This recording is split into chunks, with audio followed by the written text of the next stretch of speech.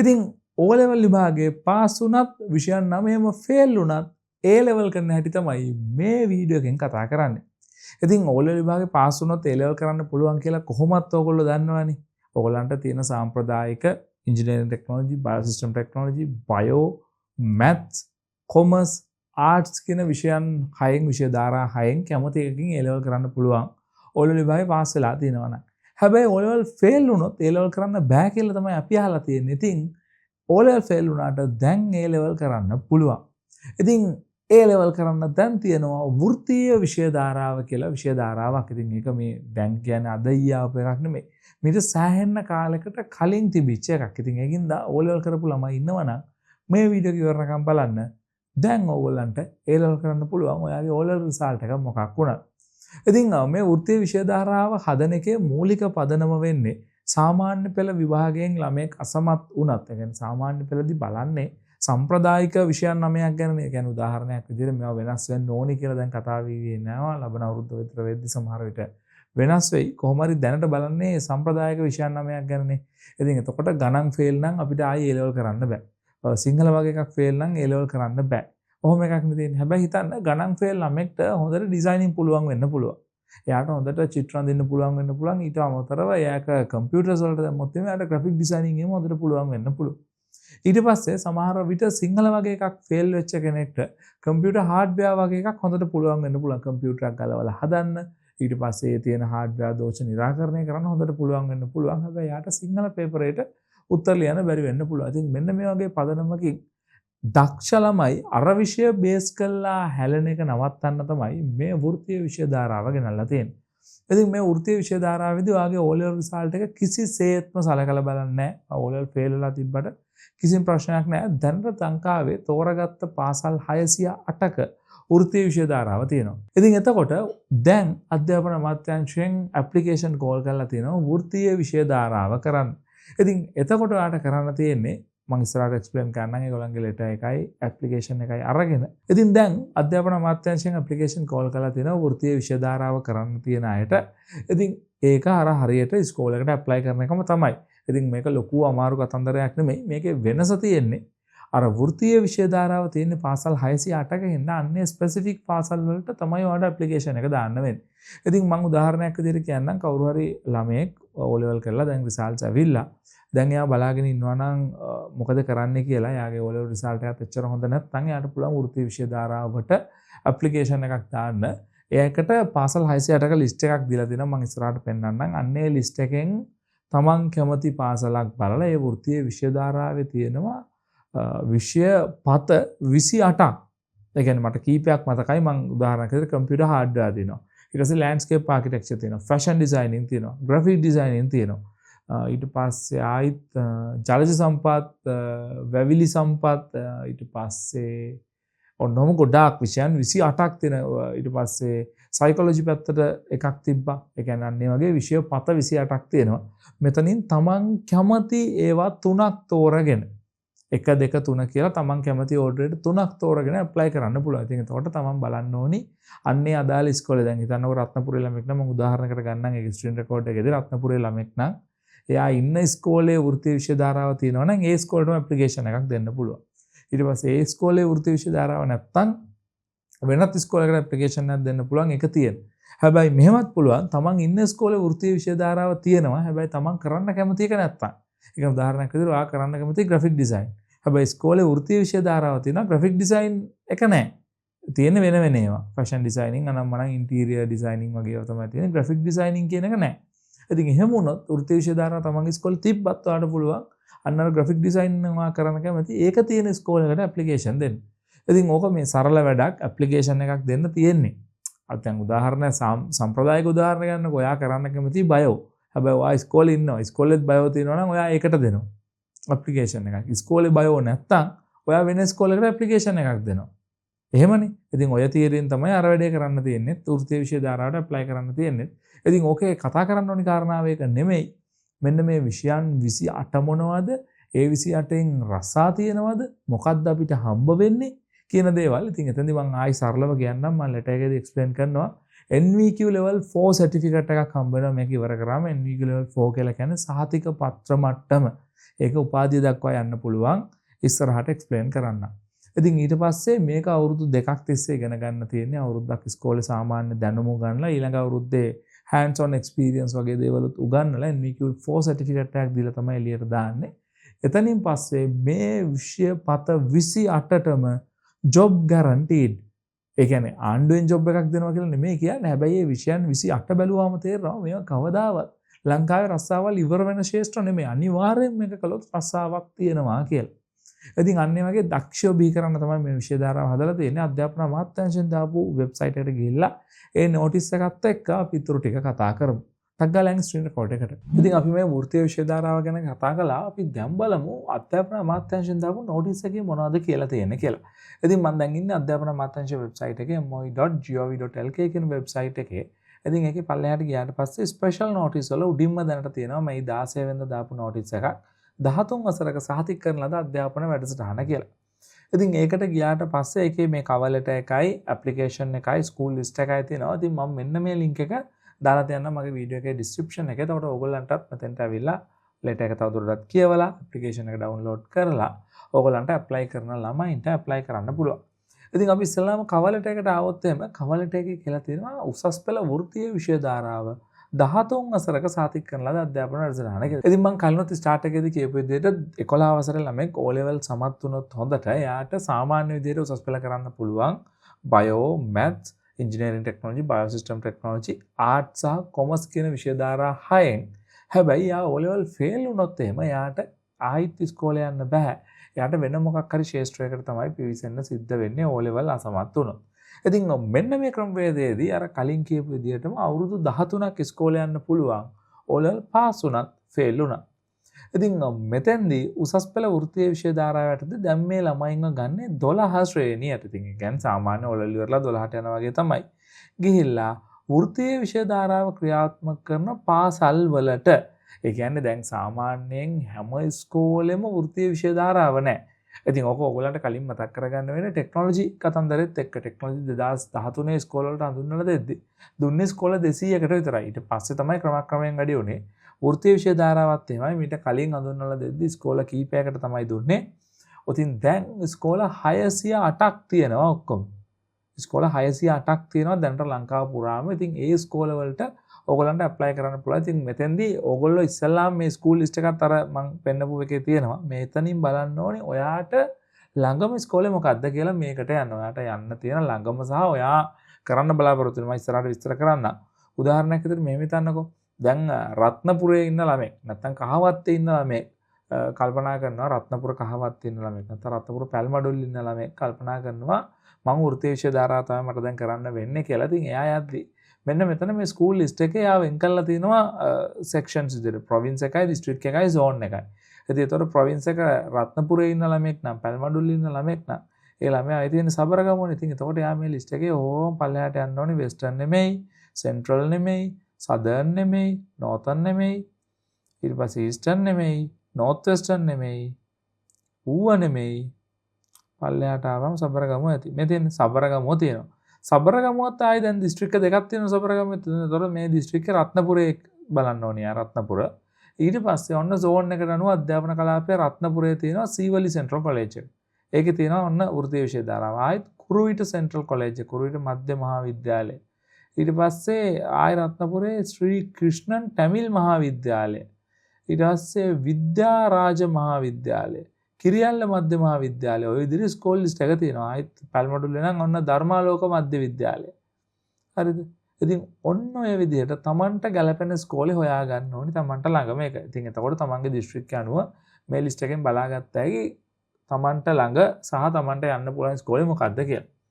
ඉතින් ඊට පස්සේ ආයිත් මෙතන කියලා දෙනවා මෙම විෂය ධාරාවට සුදුසුමත් කරගනිද්දී අපොස සාපල විභාගයේ සමත් අසමත් භාවයේ සලකනු නොලැබේ.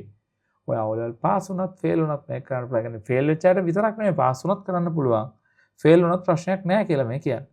ඊට පස්සේ ඔන්න වෘත්තීය විෂය ධාරාව යටතේ 12 ශ්‍රේණියේ පාසල් අධ්‍යයන කටයුතු සම්පූර්ණ කළා. මේ කියන්නේ 12 වසරේදී ඔයාලට ඉස්කෝලේදී උගන්වනවා. 13ේදී 5ක් දක්වා ඇති වෘත්තීය විෂයන් ගැන එකක් යටතේ NVQ level 4 කරන්න පුළුවන් කියලා කියනවා. ඉතින් ඒ කියන්නේ NVQ level 4 කියලා කියන්නේ ළමයි NVQ levels ගැන ඔයගොල්ලෝ දන්නවනම් පොඩි Google search එකක් දාලා පෙන්නන්නද? NVQ levels in Sri Lanka කියන එකට ගියාම අපි ඉමේජ් එකක් ගමු. right මම හොයන එක තියෙනවද දන්නේ නැහැ. ඔක පැහැදිලි කරපු level කඩපයක් තිබ්බ මේක වෙන්න ඕනේ මේ බලන්න. right මේ NVQ මේක පේනවද දන්නේ නැහැ. අපි තව පොඩ්ඩක් ලොකු කරගමුද? ඊට වඩා ලොකු වෙනවා. මේක ගමුකෝ මේ තියෙන්නේ. හොඳ එක. මේක බලන්නකෝ. මේකේ NVQ level 1 කියලා කියන්නේ සාමාන්‍ය අර සර්ටිෆිකේට් එකක් වගේක්. ඒවා දෙන්නෙත් නැහැ ගොඩක් වෙලාවට. NVQ level 3 ඉඳලා තමයි පටන් ගන්නෙ. 1 2 3 4 කියන්නේ සර්ටිෆිකේට් level එක. ඒතකොට level 4 නේ මෙතන දෙනවා කියන්නේ. ඒ කියන්නේ සර්ටිෆිකේට් එකක් හම්බ වෙන්නේ. ඊළඟ level එක NVQ level 5 කියලා කියන්නේ ඩිප්ලෝමා එකක්. 6 කියලා කියන්නේ higher diploma එකක්. ඒ වගේම 7 කියලා කියන්නේ උපාධියක්. ඉතින් එතකොට මෙතෙන්දී ඔයා NVQ level 4 complete කරනවා කියන්නේ ඔයාට පසු කාලීනව ටෙක්නිකල් කොලෙජ් එකකින්, යුනිවර්සිටි කොලෙජ් එකකින්, යුනිවර්ටෙක් එකකින් වගේ ආයතනයකින්, පුද්ගලික ආයතනයකින් උනත් වෙන්න පුළුවන්. level 4 complete කරලා තියෙන හින්දා 5 කරලා 6 කරලා 7 උපාධිය වෙනකම් යන්න පුළුවන්. දැන් 12 වසරේදී ඔයා ඉගෙනගෙන ඊට පස්සේ 13 දී මෙන්න මේ විෂයන් 28න් එකක් තෝරගන්න ඕනි කියලා කියන්නේ. ඉතින් එතකොට ඒකට දාලා NVQ level 4 certificate එකක් දෙනවා ඇති. ඉතින් එතෙන්දී බලන්න විෂයන් 28 highly demanded section ශ්‍රී ලංකාව ඇතුලේ. highly demanded මේවා. මේකක්වත් එහෙම මෙලෝ වැඩකට නැතිව නෙමෙයි. ළමා මනෝවිද්‍යාව හා ආරක්ෂණය, සෞඛ්‍ය සමාජ ආරක්ෂණය, ශාරීරික අධ්‍යාපනය හා ක්‍රීඩා, ප්‍රසංගික කලාව, කාර්ය සිද්ධි කළමනාකරණය, මේ කියන්නේ ඉවෙන්ට් මැනේජ්මන්ට්. අපි මේ ඉංග්‍රීසි ලෙටර් එකකට තියෙනවා. ඒකත් එක්ක ගියොත් ලේසි වෙයි කියලා මට හිතෙනවා මේ.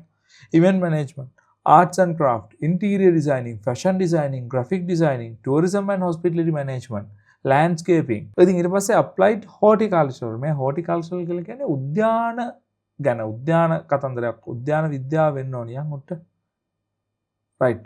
උද්‍යාන ව්‍යවහාරික උද්‍යාන විද්‍යා තාක්ෂණය, පශු සම්පත්, ආහාර නිෂ්පාදනය හා තාක්ෂණ අධ්‍යයනය, ජලජ සම්පත්, වැවිලි භෝග ගැන, ඉදිකිරීම් තාක්ෂණය, මෝටර් යාන්ත්‍රික, ඔටෝමොබයිල්, විදුලි හා ඉලෙක්ට්‍රොනික, පේෂකර්ම හා ඇඟලුම්, ලෝහ සැකසුම් තාක්ෂණය, ඇලුමිනියම්, මේ ඇලුමිනියම් ෆිටින්ග්ස් ගැන එහෙම. ඊට පස්සේ කලාව හා පිරිසැකසුම් කරණය. මොකද්ද අපි මේක ඉංග්‍රීසියත් එක්ක බලාගෙන යන්න ඕනේ. Arts and designing, environmental studies, computer hardware and networking, manufacturing, sales and marketing, logistics management වගේ ඒවා තියෙනවා. ඉතින් එතකොට මේ section එකේ NVQ level 4 certificate එකක් තියෙන කෙනෙක්ට කවදාවත් job එකක් නැති වෙන්නේ නැහැ. ඉතින් එතෙන්දී ඔයාලට NVQ level 4 certificate එක අරගෙන අවුරුදු 13ක් ඉස්කෝලෙන් නොමිලේම ඉගෙනගෙන ඊට පස්සේ ඔයාලට පුළුවන්කමක් තියෙනවා job එකකට යන්න. ඒ job එක කරන අතරතුරේදී ඔයාලට university college එකකින්, යුනිවර්ටෙක් එකකින්, එහෙම නැත්නම් පුද්ගලිකව උගන්න ආයතනයකින් ඩිප්ලෝමා, හයර් ඩිප්ලෝමා සහ උපාධිය කම්ප්ලීට් කරගන්න පුළුවන් හැකියාව තියෙනවා මේ ශාස්ත්‍රයේම. ඒ කියන්නේ හිතන්නකෝ අපි හිතමු කවුරු හරි කෙනෙක් ෆැෂන් ඩිසයිනින් කළා. උදාහරණයකට කියන්නේ. එතකොට එයා ෆැෂන් ඩිසයිනින් කරන අතරතුරේ, ෆැෂන් ඩිසයිනින් කරනගෙන ඒකෙන් ජොබ් එකක් කරන අතරතුරේ, නැත්නම් තමන්ගේ ව්‍යාපාරයක් කරන අතරතුරේ එයාට පුළුවන් ෆැෂන් ඩිසයිනින් ඩිප්ලෝමා එකක් කළා, හයර් ඩිප්ලෝමා එක සහ ඩිග්‍රියට යන්න. එහෙම නැත්නම් ග්‍රැෆික් ඩිසයිනින් කරන කෙනෙක් කවුරු හරි ග්‍රැෆික් කළා නම් එයා ග්‍රැෆික් තමන්ගේ එකක් නැත්නම් කොහේ හරි ගිහිල්ලා ග්‍රැෆික් ඩිසයිනර් කෙනෙක් විදිහට වැඩ කරන අතරේ රජයේ ආයතන තියෙනවා උන්තරම්. රජයේ උදාහරණයක් විදිහට මුද්‍රණ නීතිගත සංස්ථාවෙත් යන්න පුළුවන් මන් දන්න තරමේ හයර් ඩිප්ලෝමා එක වෙනකම්. ඊට පස්සේ එහෙම නැත්නම් විජය ග්‍රැෆික් එක වගේ ආයතනයක් එක්ක එකතු වෙලා, පුද්ගලික ආයතනයක් එක්ක එකතු වෙලා තමන්ගේ ග්‍රැෆික් ඩිසයිනින් කරන්නත් පුළුවන්. ටිකක් ලොකු මුදලක් ඉදන් කරගන්න පුළුවන් නම්, ඊටත් වඩා පුළුවන් නම් ස්ලිට් එක වගේ ආයතන වලත් තියෙනවා. ඉතින් එතකොට අර O level pass the fail ද කියන එක බාධාවක් වෙන්නේ නැහැ මේ ක්‍රමය අනුව. ඉතින් ඊට පස්සේ application format එකක් ඒගොල්ලෝ දීලා තියෙනවා. ඉතින් එතකොට මෙන්න මේක තමයි application format එක. මේක fill කරලා ඔයාගේ නම, මුලකුරු සම මම මේක fill කරන්න දී කියන්නේ නැහැ. ඊට පස්සේ වෘත්තීය විෂය ධාරාව ඉගෙන ගන්න පුළුවන් සිංහලෙන් හෝ දෙමළෙන් විතරයි. ඒක තෝරලා ඊට පස්සේ වෘත්තීය විෂය ධාරාව ඉගෙනීමට අදහස් කරන වෘත්තීය. ඒ කියන්නේ මෙතන තියෙන ඒවැයෙන් මෙතන 28ක් තියෙනවා. මේ 26න් 3ක් දාන්න ඕන ඔයාගේ ප්‍රෙෆරන්ස් එක අනුව. ඒ කියන්නේ ඔයා කැමති දැන් හිතන්නකො කවුරු හරි ළමෙක් ඉන්නවා එයාට කරන්න ඕන ඒවා මෙතනින් එයා කල්පනා කරලා බලලා 3ක් දාන්න ඕනේ. ඉතින් එතකොට කෙනෙක්ට දාන්න පුළුවන් එයා කැමති නම් හිතන්නකො කන්ස්ට්‍රක්ෂන් පැත්තට කැමති එක්කෙනෙක් කියලා. ඔන්න එනවා ඉදිකිරීම් තාක්ෂණ අධ්‍යයනය කියන එක එකට දානවා මෙතන. ඊට පස්සේ ඒ පැත්තටම ටිකක් යනවා වගේ එකක් නෙමෙයි ඉන්ටීරියර් ඩිසයිනින් කියන එක. ඔන්න ඉන්ටීරියර් ඩිසයිනින් කියන එක දෙකට දානවා. ඉතින් ඊට පස්සේ අනේ මට තව දාන්න එකක් නැහැ නේ කියලා හිතේ ඉන්නකොට එයාට ඕනනම් මේ ලෑන්ඩ්ස්කේපින් වගේ එකක් එහෙම නැත්නම් හෝටිකල්චර් වගේ එකක් දාන්න පුළුවන්. ඉතින් ඒකත් ඒ කිට්ටුවෙන් යන ඒවා. එහෙම නැත්නම් එයා කැමති නම් ඉවෙන්ට් මැනේජ්මන්ට් වගේ එකක් දාන්න පුළුවන්. එක වෙනස් තුනක් දාන්නත් පුළුවන්. කවුරු හරි කෙනෙක්ට පුළුවන් ෆැෂන් ඩිසයිනින් දාලා ඊට පස්සේ මොනවද කම්පියුටර් හાર્ඩ්වෙයාර් දාලා ඊට පස්සේ සේල්ස් ඇන්ඩ් මාකටිං වගේ එකක් දාන්නත් පුළුවන්. තමන්ගේ කැමැත්ත අනුව 3ක් දාන්න ඕනේ. එකට වැඩිපුරම කැමති එක උඩට 2 3 අර කැම්පස් ඇප්ලයි කරනවා වගේ තමයි. ඊට පස්සේ ඔයා O level ඉගෙන ගත්ත පාසලේ දිස්ත්‍රික්කය, ඒකේ ඇතුළත් වීමේ අංකය සහ O level ප්‍රතිඵල විභාග අංකෙත් එක්ක. එතන කිසිම ප්‍රශ්නයක් නැහැ. O level වාගේ ඔක්කොම ෆේල් වුණත් දාන්න තියෙන්නේ Aද Bද Cද Sද Wද කියලා දාන්න තියෙන්නේ. ඒකත් එක්ක ඔයාගේ ඉස්කෝලේට යනවනේ O level සහතිකයක්.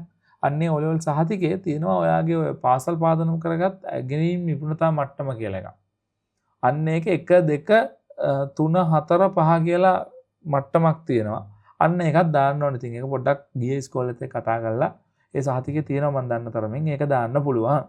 ඊට පස්සේ විෂය සමගාමී ජයග්‍රහණ මොන හරි වා කරපු දේවල් තියෙනවා නම් ඒවා මෙතනට දාන්න පුළුවන්. තාත්තගේ අම්මගේ නම. ඊට පස්සේ ඔයා අස්සම් කළා අම්මා තාත්තා අස්සම් කළා දිනේ දාන්න තියෙන්නේ. ඊට පස්සේ ඉස්කෝලේට ගිහිල්ලා ප්‍රින්සිපල්ට කියලා මේක සහතික කරගන්න ඕනේ. ඉතින් එතෙන්දී ඉස්කෝලේ සමහර විට වෘත්තීය විෂය ධාරාව තියෙන ඉස්කෝලේක ගියා කියලා දැන් සීවලිය O level කරපු ළමයි සිවිල් සෙන්ටරල් එකේ තියෙනවා නැත්නම් ධර්මාලෝකේ කරපු ළමයි මම මේ දන්න ඉස්කෝල වලින් කියන්නේ. එයාට යන්න ඕන වෘත්තීය විෂය ධාරාවට. ඉතින් එතෙන්දී වෘත්තීය විෂය ධාරාව යා සිලෙක්ට් කරගත්තේ මෙන්න මේක කියලා හිතන්න උදාහරණයක් විදිහට එයා සිලෙක්ට් කරගත්තේ පශු සම්පත්. ඉතින් ඒතකොට පශු සම්පත් තමන්ගේ ඉස්කෝලේ තියෙනවා නම් ප්‍රශ්නයක් නැහැ. ඇප්ලිකේෂන් එක කෙලින්ම තමන්ගේ ඉස්කෝලේටමයි දෙන්න තියෙන්නේ. ඒකේ තියෙනවනේ ඒකට යන කම හිතන්න. හැබැයි පශු සම්පත් තෝරගත්තට පශු සම්පත් ඒ ඉස්කෝලේ නැහැ. දැන් ධර්මාලෝකේ ළමයට ඒක කරන්න ඕනේ. හැබැයි ධර්මාලෝකේ නැහැ. හැබැයි සීවලිය තියෙනවා. ඉතින් අන්න එතකොට ගුරුවරයා මේක ෆිල් කරන්න ඕනේ ඉස්කෝලේ විදුහල්පතිවරයා. තමන්ගේ ඉස්කෝලේ නැත්නම් නැහැ. ප්‍රශ්නයක් නැහැ. විදුහල්පති අස්සම් කළා දුන්නා. තියෙනවා නම් තියෙන ටික දාන්න ඕනි මෙතන. මෙන්න මේවා තියෙනවා කියලා. ඉතින් ඒතකොට මෙන්න මේ ටික තියෙනවා. ඉතින් පශු සම්පත් නැති හින්දා ළමයාගේ උඩ තියෙන පශු සම්පත්නේ මෙතන. ඒක හින්දා යා වෙන ඉස්කෝලේකට ඇප්ලිකේෂන් එක දෙන්න පුළුවන්. ඉතින් එතකොට මේ ඇප්ලිකේෂන් එක දෙන්න තියෙන වෙන කාටවත් නෙමෙයි ඉස්කෝලේ විදුහල්පතිවරයාට. විදුහල්පතිවරයාට තමයි ඇප්ලිකේෂන් එක යොමු කරන්න ඕනේ. ඉතින් ඔන්න ඔය විදිහට තමයි ඔය වැඩේ කරන්න තියෙන. ඉතින් මීට වඩා වැඩිදුර තොරතුරු ඕන නම් ඔයගලන්ට පුළුවන් උදේ 9 ඉඳන් 4 වෙනකන් දවස්වල සතිය දවස්වල මෙන්න මේ නම්බර්ස් දෙකට කෝල් කරලා වැඩිදුර විස්තර අහගන්න. ඉතින් මම දැන් දන්නවා ඔයගොල්ලෝ කීප දෙනෙක්ට ලොකු ප්‍රශ්නයක් ඇති. අපි දැන් O level කරලා ඉන්නේ. හැබැයි තාම අපේ රිසල්ට්ස් ආවේ නැහැ. අපි දැන් මොකද කරන්නේ? අපිට මේකට දාන්න බෑ නේද? කියලා. ඔව්. ඔයාගේ O level රිසල්ට් ඇවිල්ලා නැත්තම් ඔයාට මේකට දාන්න බෑ. ඒ කියන්නේ මේ ළඟදිම O level ලියපු ළමයින්ට තාම රිසල්ට්ස් ඇවිල්ලා නැහැනේ. ඒගොල්ලන්ගේ ප්‍රැක්ටිකලුත් පටන් ගත්තේ මේ ළඟදී තාමත් පටන් ගත්තේ නැද්ද කොහෙද? ඉතින් එතකොට එහාලට මේකට ඇප්ලයි කරන්න බෑ. මීට කලින් O level කරපු අයට තමයි ඇප්ලයි කරන්න පුළුවන්කම තියෙන්නේ. හැබැයි දැන් මේකේ ක්ලෝසින් ඩේට් එකක් තාම හරියට දාලා නැහැනේ. මෙන්න මෙදාට මේක ක්ලෝස් කරනවා කියලා. ඉතින් එතකොට මේ ක්ලෝසින් ඩේට් එකට කලින් ඔයාලගේ රිසල්ට්ස් ආවොත් එහෙම අර නම්බර් දෙකක් මම පෙන්නුවේ අන්නේ නම්බරයට කෝල් කරලා තමයි ඒක අහගන්න වෙන්නේ. සහ ඉස්කෝලවල විදුහල්පතිවරින් ගුණත් මේක දැනගන්න පුළුවන්. ඒ අපිට වඩා දේවල් ඒගොල්ලන්ට කියලා දෙන්නේ. ක්ලෝසින් ඩේට් කවද්ද වගේ. ඉතින් එතකොට අන්නේ ක්ලෝසින් ඩේට් එකට කලින් මේ පාර O level ලියපු ළමයින්ගේ රිසල්ට්ස් ආවොත් එයාලටත් මේ වෘත්තීය විෂය ධාරාවට ඇප්ලයි කරන්න පුළුවන්කම තියෙනවා. ඉතින් මම හිතනවා පැහැදිලි ඇති කියලා. ඉතින් දැන් මෙතෙන්දි මට ලොකු හෙල්ප් එකක් ඕනේ ඔයාලගෙන්. කවුරු හරි කෙනෙක් ඉන්න පුළුවන් වෘත්තීය විෂය ධාරාව දැනට ඉගෙන ගන්න. දැන් වෘත්තීය විෂය ධාරාව කරන ගමන් ඉන්නයි. එහෙම නැත්නම් කවුරු හරි ගුරුවරයෙක් ඉන්න පුළුවන් වෘත්තීය විෂය ධාරාව උගන්වන ඉස්කෝලේක. ඉතින් එතකොට අපි දන්නති ගොඩක් දේවල් ඔයගොල්ලෝ දන්නවා වෙන්න පුළුවන්. ඒ වගේම වෘත්තීය විෂය ධාරාව අවුරුදු 2 කම්ප්ලීට් කරපුවාත් ඉන්න පුළුවන්. මට මතක විදිහට අවුරුදු 2කට විතර කලින් තමයි මේක පටන් ගත්තේ. අවුරුදු 2-3කට කලින්. ඒක කම්ප්ලීට් කරලා එළියට ගියාත් ඉන්න පුළුවන්. ඉතින් අන්න ඔයගොල්ලන්ගේ එක්ස්පීරියන්ස් එක වැදගත් වෙනවා අලුතෙන් එන අයට. ඉතින් ඒකින්ද පළක් කමෙන්ට් සෙක්ෂන් එකේ කමෙන්ට් කරන්න. වෘත්තීය විෂය ධාරාවට අදාළව ඔයගොල්ලන්ගේ එක්ස්පීරියන්ස් එක කොහොමද කියලා. ඉතින් බොහොම ස්තුතියි වීඩියෝ එක බලනකොට. channel එක subscribe කරලා නැත්නම් අනිවාර්යෙන් පළල දෙන රතු පාට හෝ කළු පාට subscribe button එක click කරලා channel එක subscribe කරන්න. එතකොට තමයි මම ඊළඟට දාන වීඩියෝ එක ඔයාලට notification එකක් විතර ගෙන්න ගන්න පුළුවන් වෙන්නේ. ඉතින් බොහොම ස්තුතියි වීඩියෝ බලුවට තාත්මයාගේ වීඩියෝ එකක් කරගෙන ඉක්මනට එන්න.